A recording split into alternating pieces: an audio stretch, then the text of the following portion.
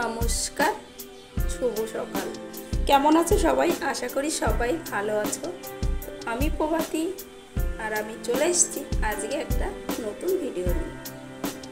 আমি এবং আমার পরিবারের সবাইও খুব ভালো আছি। তো দেখো, সকাল সকাল একদম গাছের ফুল দিয়ে শুরু করলাম। প্রথমেই বলবো সবাইকে অনেক অনেক ভালোবাসার অনেক অনেক স্বাগত জানিয়ে আজকের ভিডিওটা এখান থেকে শুরু করছি। সকালবেলা ঘুম থেকে উঠে দেখি আমারই ঘরের সামনে মনে হচ্ছে একদম ফুল ফুটে আলো হয়ে রয়েছে, আর আকাশটা পুরো মেঘলা, পুরো মেঘ ভর্তি আকাশ। তো সেটাই তোমাদের সঙ্গে শেয়ার করলাম। তো সকালের কাজ যতটা ছিল সবটা করে একদম বসে পড়েছি সবাই মিলে চা খেতে। তো দেখো, চা করে নিয়েছি, এখানে বিস্কুট নিয়ে নিয়েছি আর এখানে নিয়ে নিয়েছি মুড়ি। তো বাড়িতে সবাই রয়েছে, বোন আছে, দুই বোন, বৌদিও এসছে, বৌদি আছে। তো দেখো, চা ঢেলে নিয়েছি বাটিতে করেও। এরকম বাটিতে করে চা খেতে না বেশ ভালো লাগে। আমরাও খেয়েছি অনেক ছোটোবেলায়। এখন হয়তো বাটিতে আর চা খাওয়া হয় না। তো এটা মাকে দিয়ে দেবো। আর ওগুলো হচ্ছে বাটিতে ঢালার কারণ হচ্ছে বাবুরা খাবে, বোনের দুই ছেলে, আমার ছেলে, দাদার মেয়ে, ওরা সব বাটিতে মুড়ি দিয়ে চা খাবে, চামচ দিয়ে। আমরাও কত খেয়েছি, সেই ছোটোবেলায় ফিরে গেলাম এদের খাওয়া দেখে, এতটাই ভালো লাগে কি বলবো। তো যাই হোক, খেয়ে দে তারপরে কি করছি, আমি একটু আমার ঘরের কাজগুলো করে নিচ্ছি। যেহেতু ওরা রয়েছে তেমন কাজবাজ করাই হচ্ছে না, সারাদিন রান্না বান্না করে খাওয়া দাওয়া করতে করতে গল্প করতে করতে দিন কেটে যাচ্ছে। কিন্তু তবুও মনে করলাম চলো আমার কাজটা কিছুটা আমি করি। বাড়িতে যদিও বা আত্মীয় থাকে, মানে আত্মীয় থাকলেও আমি আমার কাজ ঠিক সময় মতো করে নিই বা করে নিতে হয়, কেন না হলে এতটাই নোংরা পড়ে কি বলবো। সকালবেলায় বেডশিটটা তুলে নিয়েছি, তুলে ধুয়েও দিয়েছি। এখন কি করছি একটু মুছে নিচ্ছি, মুছে নিয়ে ব্যাস এইবার আমি বিছানার চাদরটা পেতে দেব। কেননা বিছানার চাদর পেতে দিয়ে তারপরে বাবুকে ঘুম পাড়িয়ে দেব। ওকে আমার স্নান করানো হয়ে গেছে, ও বাইরে খেলা করছে দাদাদের সঙ্গে। আর একটা কথা, তোমরা হয়তো অনেকটা আওয়াজ শুনতে পাবে। কিসের আওয়াজ জানো? বাতাস বইছে। শুনছি ঝড় আসবে, ঝড় হবে, সেই বাতাসের আওয়াজটাই তোমরা শুনতে পাচ্ছ। তবে হ্যাঁ, মনে হচ্ছে আজকে ঝড়টা আসবে, মানে আমি ভয়েসটা যখন আজকে দিচ্ছি সেই কারণেই বললাম।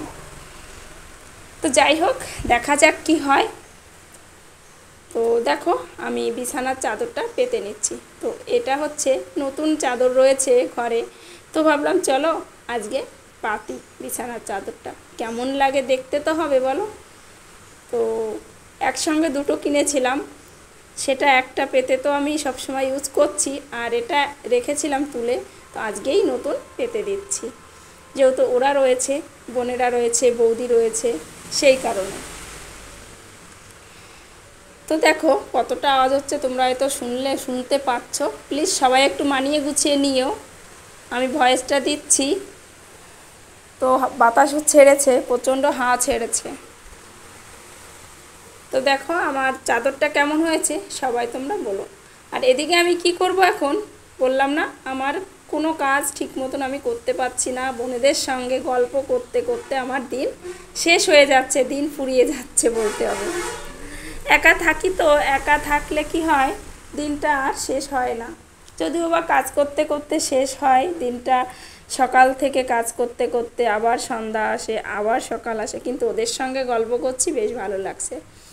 তো ভাবলাম, ওদের বললাম তোরা তোদের মতন যা করবি কর, গল্প কর, আমি একটু আমার ঘরের কাজগুলো গুছিয়ে নিই।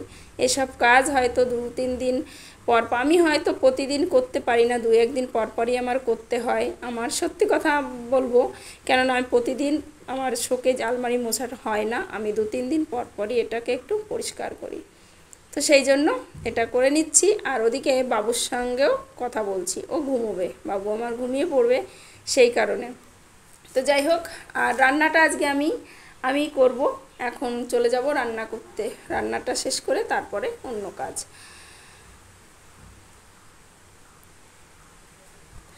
তো দেখো রান্না করার সময় আর তোমাদের সঙ্গে দেখাতে পারিনি, ভিডিও করতে পারিনি, ক্যামেরাটা অন করিনি।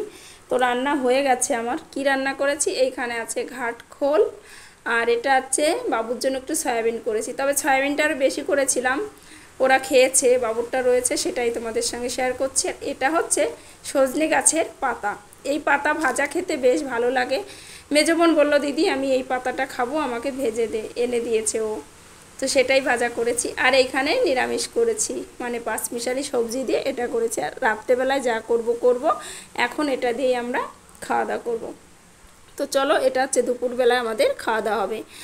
তো দেখো এখানে আমার শাশুড়ি মাকে খাবারটা দিয়ে দিয়েছি, উনি খাচ্ছে, এখন আমরা সবাই খাবো।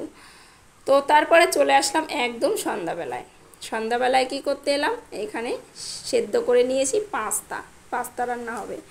ওরা যখন আছে আমারও একটু ভালো লাগে ওদের কিছু খাওয়াতে পারলে, তো সেই কারণে ভাবলাম চলো একটু পাস্তা রয়েছে যখন আনা ঘরে, তো পাস্তাটা রান্না করে দিই। সেই কারণে চলে এলাম পাস্তা রান্না করতে। তো চলো পাস্তাটা রান্না করি। তো সবাই তো আছে, বেশ ভালো লাগে এক জায়গায় বসে খাওয়া দাওয়া গল্প আড্ডা করতে, বেশ ভালো লাগে। তো তার জন্য বললাম চল তোরা বসে, ওরা ঘরে রয়েছে সবাই, খাওয়া দাওয়া করে সবাই একটু রেস্ট করছে, আর আমি চলে এলাম পাস্তা রান্না করতে। তো চলো এখানে রান্না করতে করতে তারপরে চলে এলো মেজো বোন। আমার মেজো বোন সব কিছুতেই পটু বলতে হবে, রান্নাবান্নার দিকটা।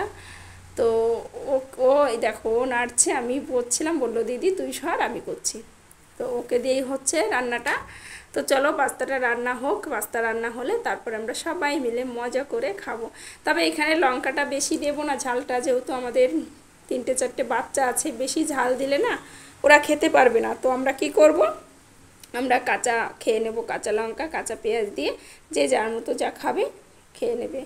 এর মধ্যে বেশি লঙ্কা আমরা দেবো না বা দিইনি।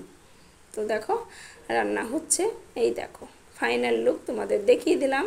তবে পাস্তা রান্নাটা দারুণ হয়েছে। এমনিতেই পাস্তা খেতে আমার খুব ভালো লাগে, আমি ভালো খাই পাস্তাটা, সেজন্য আমার ঘরে সব সময় পাস্তাটা আনাই থাকে বলতে হবে। তো যাই হোক, আমার বাড়িতে যদি লোকজন থাকে, আত্মীয় থাকে, তবু আমি যেভাবে সমস্ত কাজ নিজের হাতে গুছিয়ে করি, সেটাই আজকে তোমাদের সঙ্গে কিছুটা শেয়ার করলাম। পুরোটা শেয়ার করতে পারিনি, যতটুকু পেরেছি করেছি। তো চলো দেখতে থাকো আর আমার সঙ্গে থাকো, আশা করি ভালো লাগবে। এখন কি করব, সবাইকে পাস্তাটা বাটিতে করে করে দিয়ে দেবো। তবে লোক রয়েছে অনেক, তো অনেকজনকে ভাগ করে করে দিতে হবে। তো চলো এই দেখো পেঁয়াজ কেটে নিয়েছি, আর এখানে আছে কাঁচা লঙ্কা, আর নিয়েছি সস নিয়েছি। তো সস দিয়ে এসব দিয়ে সবাইকে ভাগ করে দেবো। আর শশাটা এখনও কাটা হয়নি, শশাটা এখানে বোনই কাটবে। তো বললো দিদি এই দেখ শশা, বললাম চল দিয়ে একটু ভিডিও করে নিই। তো চলো আজকের মতো টাটা, পরে আবার দেখা হচ্ছে নতুন ভিডিও, নতুন কোনো ব্লগে।